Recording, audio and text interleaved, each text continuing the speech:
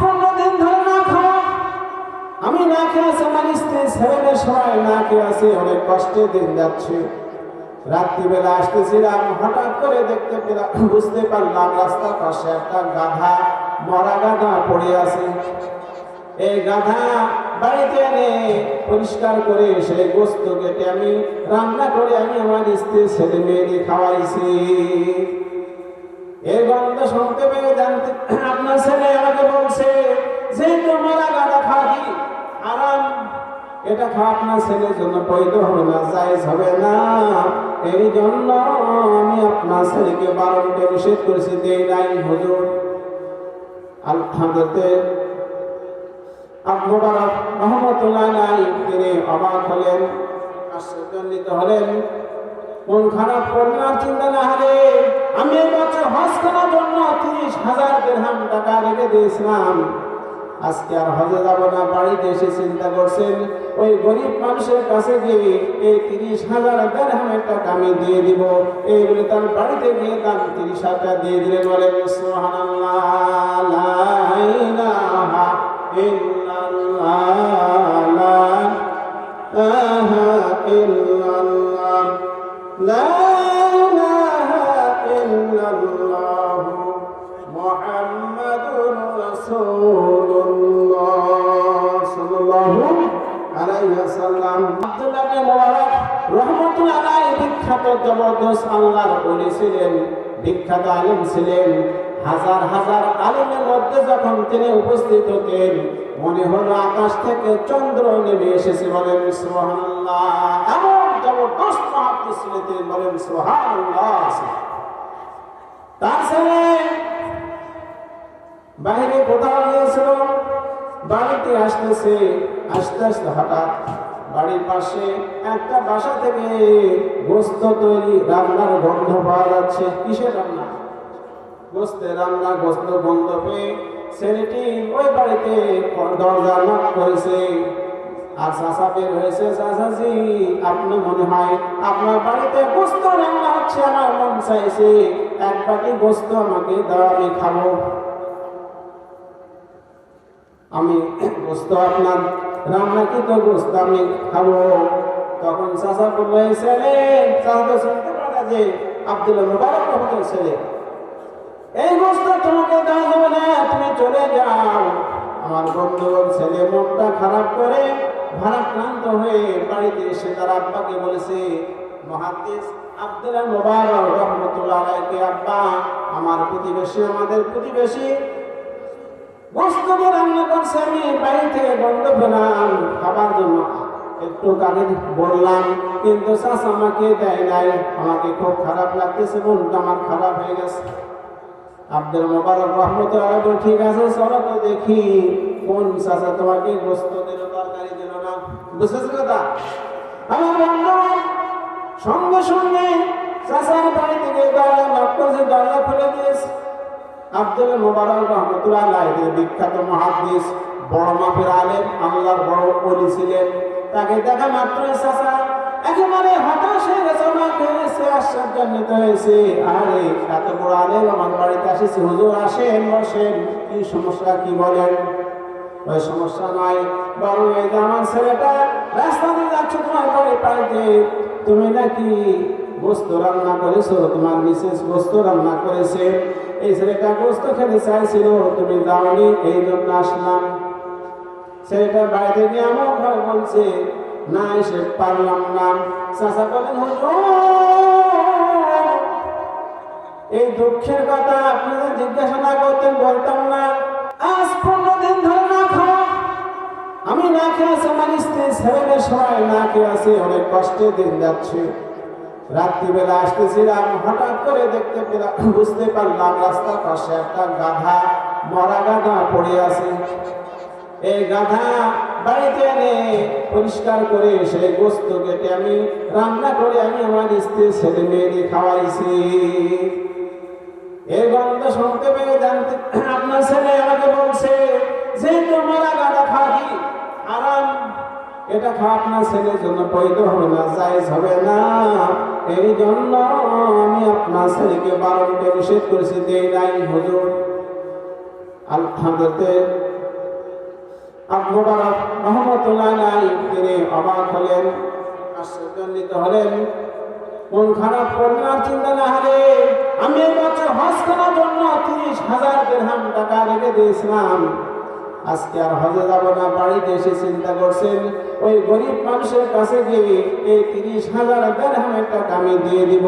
এই বলে তার বাড়িতে গিয়ে তার 30,000 টাকা দিয়ে দিলেন। বলেন সুবহানাল্লাহ, লা ইলাহা ইল্লাল্লাহ, লা ইলাহা ইল্লাল্লাহ, লা ইলাহা ইল্লাল্লাহ, মুহাম্মাদুর রাসূলুল্লাহ সাল্লাল্লাহু আলাইহি ওয়াসাল্লাম। তিনি যে স্যাক্রিফাইস করলেন, কাজে না গিয়ে 30,000 দিরহাম ওই প্রতিবেশীকে দিয়ে দিলেন। এই ধরনের মনে মানসিক অধিকারী আমরা আছি? আমাদের মধ্যে কেউ আছে? না, খুঁজে পাওয়া যাবে না। এইটা হলো সামাজিক জীবী, সমাজের দরিদ্র মানুষের কল্যাণে বিখ্যাত মহাদেশ আব্দুল্লাহ ইবনে মুবারক রাহমাতুল্লাহ আলাইহি এগিয়ে গেছেন। বলেন সুবহানাল্লাহ। আমার বন্ধুগণ, তার দোস্ত হজ করতে গিয়েছিল ওই বছর, তার সামনে সামনে এতে দেখতে পেয়ে আব্দুল্লাহ মুবারক রাহমাতুল্লাহ আলাইহি তিনি হজ করতেছেন। অথচ আব্দুল্লাহ মুবারক রাহমাতুল্লাহ আলাইহি হজে যান নাই। বন্ধু বাড়িতে এসে বলে, দোস্ত, ও বন্ধু আব্দুল্লাহ মুবারক রাহমাতুল্লাহ আলাইহি, তুমি হজ থেকে কখন আসলে? আমার আগে না পরে? বুঝলেন কথা? উনি বললেন, আমি এবছর হজ করতে যাই নাই। আল্লাহ রাব্বুল আলামিন 30,000 দিরহাম গরিব মানুষকে দান করার কারণে, সহায়তা করার কারণে খুশি হয়ে ফেরেশতাকে তার সুরত দিয়ে, আকৃতি দিয়ে তার হজের সমস্ত কার্যাদি সম্পন্ন করেছে। বলেন সুবহানাল্লাহ। আমার বন্ধুগণ, তাই আমি বলতে চাই, আল্লাহ রাব্বুল আলামিন আপনাদের তকদির ভালো, কিসমত ভালো, কপাল ভালো।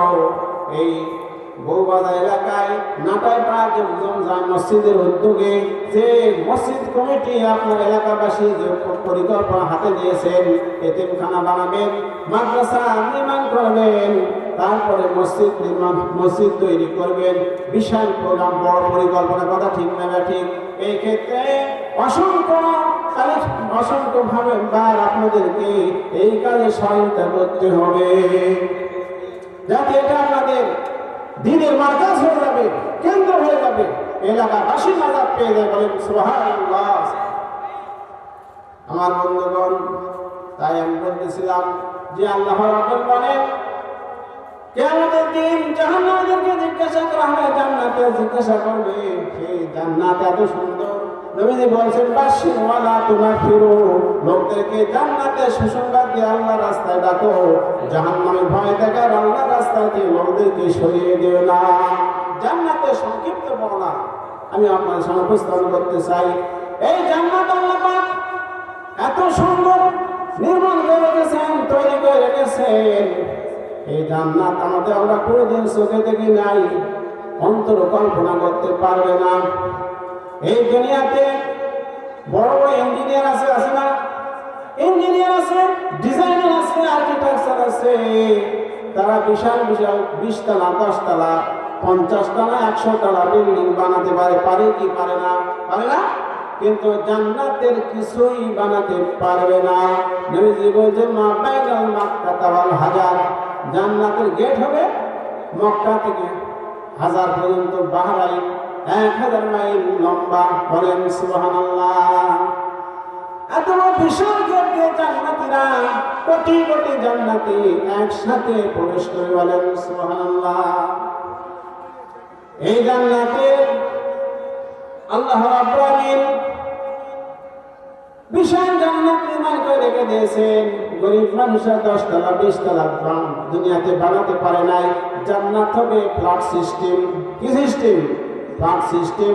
এক ফ্ল্যাটে থাকবে, আরেক ফ্ল্যাটে লোকদেরকে দেখতে পাবে, জান্নাতীরা জান্নাতীদেরকে দেখতে পাবে, যাদেরকে মহব্বত করত, ভালোবাসত, তাদেরকে দেখতে পাবে, যাতায়াত করতে পাবে, সব সুবিধা। আমার বন্ধুগণ, এই জান্নাতে আল্লাহ রাব্বুল আলামিন কত না নিয়ামত রেখে দিয়েছেন। যেটা আমরা কল্পনা করতে পারবো না। নবীজি বললেন তোমরা যখন আল্লাহর কাছে জান্নাত যাবে তখন জান্নাতুল ফেরদাউসের জন্য দোয়া করবে। কোন জান্নাত? সবচেয়ে শ্রেষ্ঠ জান্নাত জান্নাতুল ফেরদাউস। বলেন সুবহানাল্লাহ। আল্লাহ বলেন আল্লাযীনা ইয়ারিসুনাল ফিরদাউসা হুম ফিহা খালিদুন। আল্লাহু আকবার। সূরা মুমিনুন এসেছে যে আমি তাদেরকে জান্নাতুল ফেরদাউসের উত্তরাধিকারী বানিয়ে দেব। বলেন সুবহানাল্লাহ। আমাদের অনেক বাংলাদেশের মৌলানা বড় আনন্দ বলেন জান্নাতের মেহমান বানিয়ে দাও। মেহমান কয়দিন থাকে আত্মীয় বাড়িতে? কয়দিন থাকে? 3 দিন থাকে, 4 দিন থাকে। সুন্নাত হলো 3 দিন থাকা। কয়দিন থাকা? 3 দিন, তার বেশি নয়। কিন্তু জান্নাত আপনি 3 দিনের জন্য যাবেন নাকি? বলেন, কথা বলেন। 3 দিন। এই জন্য মেহমান নয়, উত্তরাধিকারী একেবারে আল্লাহ পাক বরাদ্দ করে দিবেন, যতদিন আল্লাহ থাকা নির্দেশ দিবেন। বলেন সুবহানাল্লাহ। জান্নাতে অসংখ্য খাবার আছে, meat item, fish item, soup item, পায়েস আইটেম। বলেন সুবহানাল্লাহ। আরেক রকমের খাবার দেওয়া হবে, 40-50 প্রকারের। 7-8 লম্বা হবে মানুষ, কত হাত? আর 12 হাত খেজুর, খুরমা খেজুর খেতে দেওয়া হবে। বলেন সুবহানাল্লাহ। কোনদিন পড়া হবে না, জান্নাতে মাথা চুল থাকবে না, মুছ থাকবে না, দাড়ি থাকবে না। এরপরে মেয়েরা, বুড়ি মানুষেরা, বুড়ি মহিলারা জান্নাতে যাবে না। এই কথা শুনে নবীজি তখন বলছিলেন বৃদ্ধ মহিলা কান্না শুরু করে দিয়েছে, কালো মহিলা, কালো মানুষ জান্নাতে যাবে না। নবীজি বললেন সাহাবীরা বৃদ্ধা মহিলাকে বলে দাও তারা যখন জান্নাতে যাবে তখন তারা একেবারে 16-17 বছর নব্য যুবতী হয়ে যাবে। বলেন সুবহানাল্লাহ। পুরুষেরা 30 বছর যুবক, 33 বছর যুবক। বলেন সুবহানাল্লাহ। কোনদিন বয়স বেশি হবে না, কমবে না। বলেন সুবহানাল্লাহ। জান্নাতে হুরেদের শরীরের মধ্যে যে রোগ আছে, রোগের মধ্যে যে রক্ত আছে, এই রক্ত পানি থেকে দেখা যায় এত সুন্দর স্কিন তাদের। বলেন সুবহানাল্লাহ। হাড়ের মধ্যে যে মজা আছে এইটাও দেখতে পাই। বলেন সুবহানাল্লাহ। 3-4টা গেট পার হয়ে তারপরে জান্নাতে দিয়ে প্রবেশ করানো হবে। বলেন সুবহানাল্লাহ। আমার বন্ধুগণ, এই দুনিয়াতে আমরা অসংখ্য বিপদের মধ্যে থাকি, কথা ঠিক না ব্যাঠি? তার সবচাইতে বড় 3টা বিপদ: অসুস্থতা 1, 2 নম্বর বার্ধক্য, 3 নম্বর মৃত্যু। আছে কি নাই? বলেন আছে কি নাই? দুনিয়াতে এত কষ্ট, কিয়ামতের ময়দানে আল্লাহ পাক যখন জান্নাতের ফয়সালা করে দিবেন তখন ওই জান্নাতের মধ্যে অসুস্থতা থাকবে না, মাথা ব্যথা থাকবে না, ডায়াবেটিস থাকবে না, ক্যান্সার থাকবে না, আলসার থাকবে, কিছুই থাকবে না, এবং কোনোদিন বৃদ্ধ হবে না, এবং মৃত্যু আউট। জোরে বলেন সুবহানাল্লাহ।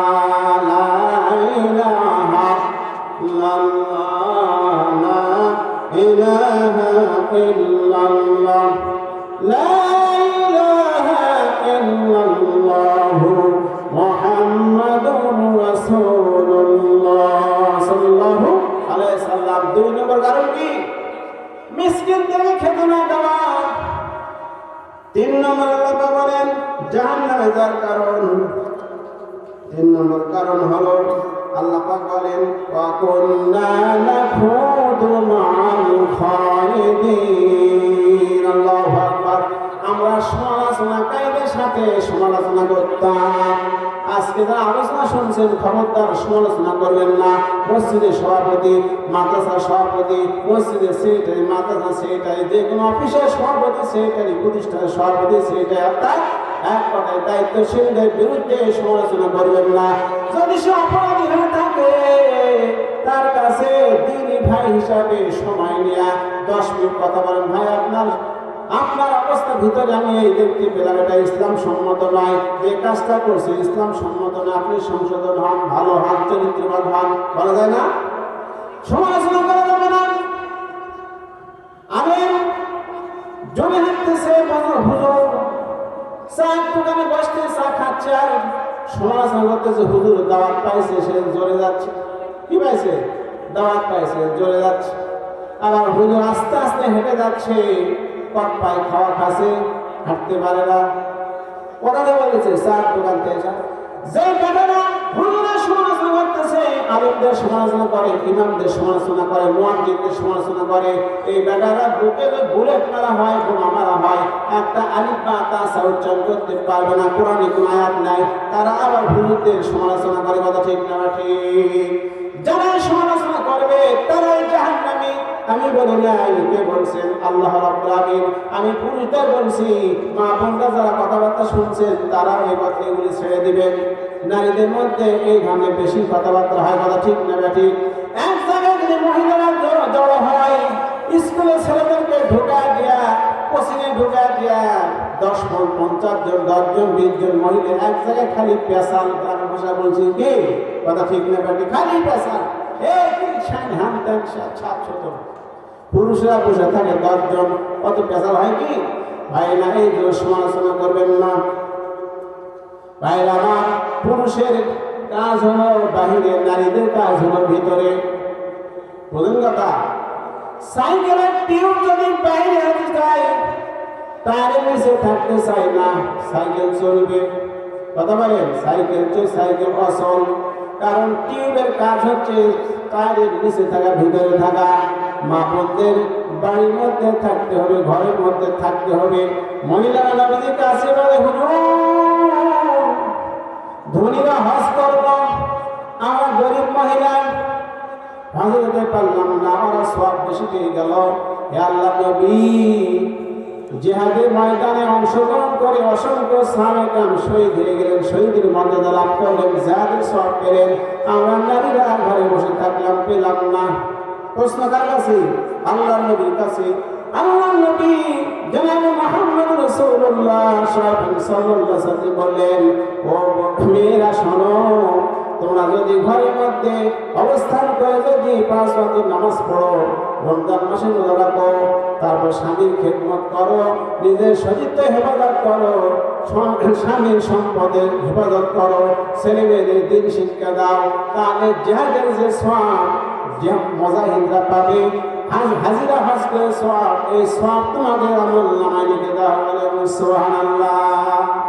নারীরা হজ করতে পারবে, হজে বাধা নাই। প্রয়োজনে নারীরা ব্যবসা করতে পারবে, চাকরি করতে পারবে, লেখাপড়া করতে পারবে, শিক্ষা লাভ করতে পারবে, কিন্তু সেটা করতে হবে পর্দা রক্ষা করে। কথা ঠিক না ঠিক? আমার বন্ধুগণ, নবীজি স্ত্রীকে অত্যন্ত মহব্বত করতেন, ভালোবাসতেন। 11 জন স্ত্রী ছিল। কয়জন? 11 জন স্ত্রী ছিল। নবীজি জীবদ্দশায় 2 জন স্ত্রী ইন্তেকাল করেছেন, 9 জন স্ত্রী জীবিত ছিলেন। 9 জনের বাসাতে গেলে 9 দিন লাগতো, একদিন পর পর। কয়দিন? একদিন, 9 দিন লাগতো 9 জনের কাছে পুষতে, 9 নম্বর স্ত্রীকে পুষতে 9 দিন। নবীজি কি করতেন? সকালবেলা 9 জন স্ত্রীর সাথে সাক্ষাৎ করতেন, আবার বিকালবেলা 9 জন স্ত্রীর সাথে সাক্ষাৎ করতে। বলেন সুবহানাল্লাহ। আর যে স্ত্রী পানা পড়তো রাত্রি থাকা, সেই স্ত্রীর কাছে রাত্রে অবস্থান করতেন। বলেন সুবহানাল্লাহ। কোনো ঝগড়াঝাটি নাই, মারামারি নাই, কাটাকাটি নাই। আমার বন্ধুগণ, নবীজি স্ত্রীদেরকে প্রাণ দিয়ে ভালোবাসতেন। নবীজি বলছে, আমার কাছে 3টা জিনিস প্রিয়। কয়টি? 1 হলো নামাজ, 2 হলো আতর, 3 হলো নারী। বলেন সুবহানাল্লাহ। নবীজি স্ত্রীদেরকে গুরুত্ব দিতেন। নবীজির বাড়ির পাশে এক ইরানি লোক বসবাস করত। কোথাকার? ইরানি লোক বসবাস করত। সেই নবীজিকে একদিন দাওয়াত দিতে এসেছিল, হুজুর আজকে দুপুর বেলা আমার বাড়িতে দাওয়াত, আপনি আসবেন। নবীজি বলে, দাওয়াত দিয়ে আমার একার জন্ম, আমার আয়েশার জন্ম। লোকটির নাম হুজুর আপনি একা। নবীজি বলেন, তাহলে আমি তোমার দাওয়াত নিব না, তোমার দাওয়াত আমি গ্রহণ করলাম না। আমার বাসা থেকে কিছুক্ষণ পরে হুজুর আপনার দাওয়াত। নবীজি বলে, আমার স্ত্রী আয়েশার জন্য নাকি? লোকটি হ্যাঁ হুজুর, আপনার স্ত্রী সহ দাওয়াত। বলেন সুবহানাল্লাহ।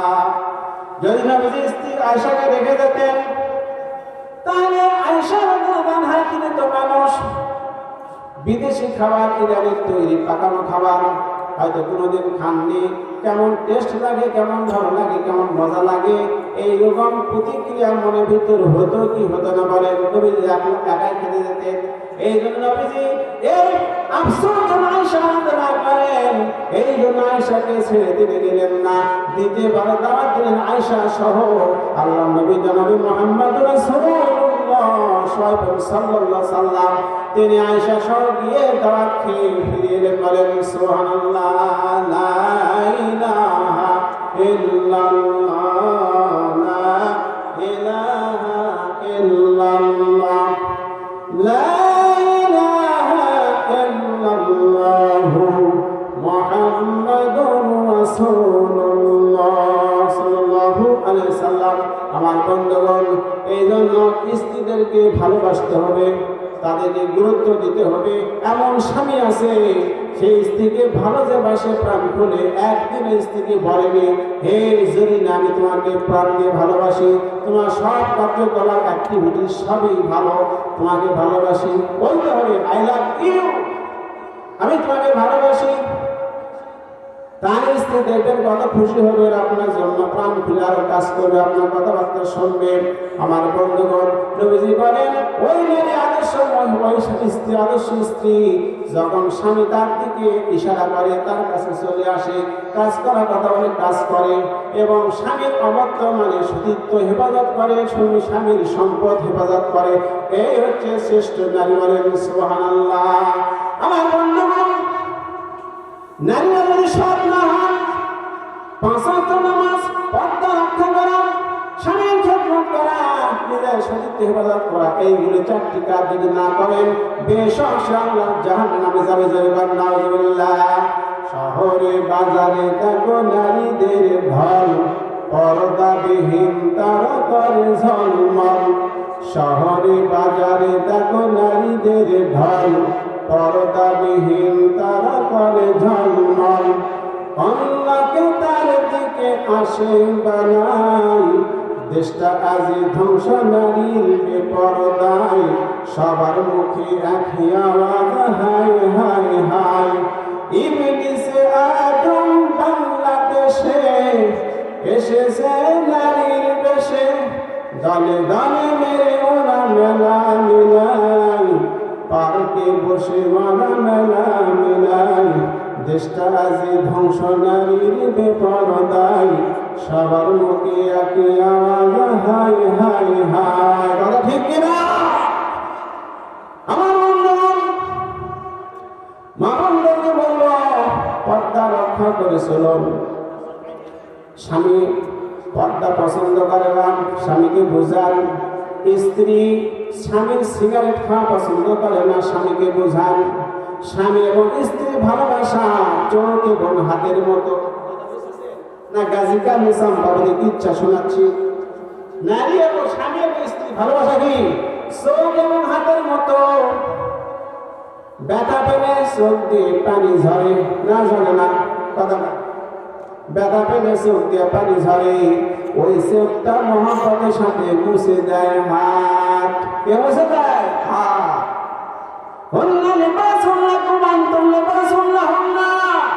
আল্লাহ বলেন স্বামী ও স্ত্রী দুইজন পোশাক শুরু করেন। সুবহানাল্লাহ। এই যে চাদর, গেঞ্জি, শার্ট সবগুলো আপনার শরীর ঢেকে রাখছে, রাখে না? স্ত্রী আপনার অন্তরকে, আপনার মনকে খারাপ কাজ থেকে ঢেকে রাখার ব্যাপারে উত্তম সহযোগী। বলেন সুবহানাল্লাহ। ومن آياته أن خلق لكم من أنفسكم أزواجا لتسكنوا إليها وجعل بينكم مودة ورحمة إلى آية سورة الروم 21 নম্বর আয়াত। আল্লাহ বলেন আমার সৃষ্টির মধ্যে একটা নিদর্শন হলো আমি তোমাদের কাছ থেকে তোমাদের স্ত্রী সৃষ্টি করেছি। তোমাদের কাছ থেকে বাঁকা হাত দিয়ে, তোমাদের পায়ে হাত দিয়ে স্ত্রীকে সৃষ্টি করেছি, বানাইছি। এই জন্য যাতে করে স্ত্রীর কাছ থেকে তুমি প্রশান্তি লাভ করতে পারো। সুবহানাল্লাহ। এবং স্বামী স্ত্রীর মধ্যে মিল মহব্বত, এইগুলি কার দেওয়া? কথা বস্তু বলতে হবে আল্লাহর দেওয়া। ঢাকার ছেলে বিবাহ করেছে বগুড়ার মেয়েকে, ঢাকাতে চাকরি করে, কয়েকদিন পর আসে শ্বশুর বাড়িতে, বলে যে বিশপ চলে আসে 1 সপ্তাহ পর আর ঢাকার ছেলে ঢাকাতে থাকতে পারে না, ছুটে আসে বগুড়ার শ্বশুর বাড়িতে। কথা ঠিক না ঠিক? এই যে 7 দিন পর 15 দিন পর 1 মাস পর ছুটি পেল, সঙ্গে সঙ্গে বগুড়াতে চলে এলো। এই মহব্বত আল্লাহ রাব্বুল আলামিন দিয়েছেন, বলেন সুবহানাল্লাহ।